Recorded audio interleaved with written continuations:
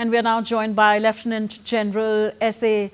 Syed Atta Hasnain, a retired strategic and security expert. Thanks for being with us. President Trump has said that there's a good chance of a deal between Iran and Israel. On what could he be basing his view on, and what is your opinion of a possible deal in this conflict? Well, first of all, thank you for inviting me for your program. And this is a very crucial juncture, as we all understand.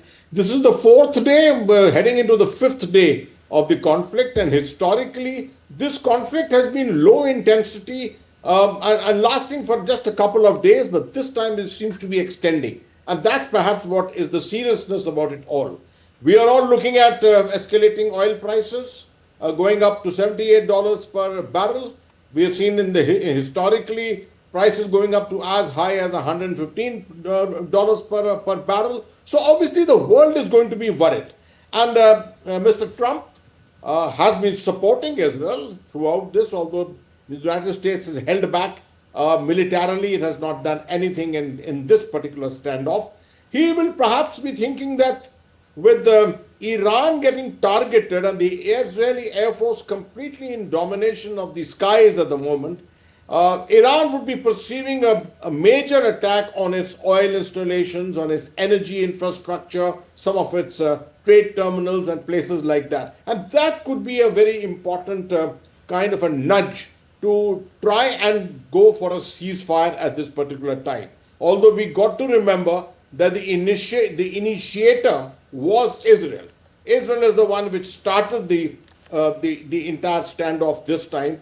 But the response and the escalation also came from Iran. So it's a question of who stands down. One of the adversaries has to stand down and ensure that it does not escalate into a next cycle. That will perhaps be the beginning of some kind of an attempt to bring about a ceasefire. And I think Mr. Trump seems to be into the know of things because he has been predicting a lot of things which are happening and coming true and in this whole crisis. Okay, Israeli Prime Minister says that Israel's Air Force is in control of the skies over the Iranian capital Tehran. Where does that place Iran militarily in the current conflict? Well, what we always know is that, first of all, there is no common boundary between Iran and Israel. So this war or any kind of a military standoff is all about exchanges of missiles or rockets, gunfire, perhaps not gunfire, sorry, air, as far as the use of air is concerned. Now, what Israel has been able to achieve is, or what they're claiming to achieve, is a complete mastery over the skies. And we know that is obviously possible because the Iranian Air Force is not a very modern Air Force, not a very strong Air Force. What this ensures is that the Israeli Air Force will be able to target a lot of missile sites. And missile power is one of the main issues on which Iran's entire escalatory matrix actually depends. So if that be so and a lot of missile sites have been destroyed, obviously Iran's capability to continue into the next cycle of escalation is going to be very, very challenged. And that will perhaps make the difference. Okay, now Israel sees Iran's nuclear program as a serious threat, but Iran says that its nuclear work is peaceful and denies any nuclear weapons ambitions. What is the truth here? Well, this has gone on since the better part of 1994. And the first signs of this, of course, 1994 is the time when Iran started acquiring the delivery means, primarily from North Korea, something from Russia and China. But from 2003 onwards, we are quite clear that some kind of a thing was going on in terms of refinement of fissile material, which is what is necessary to take it to a certain grade of fissile material to make it approximately weapon grade.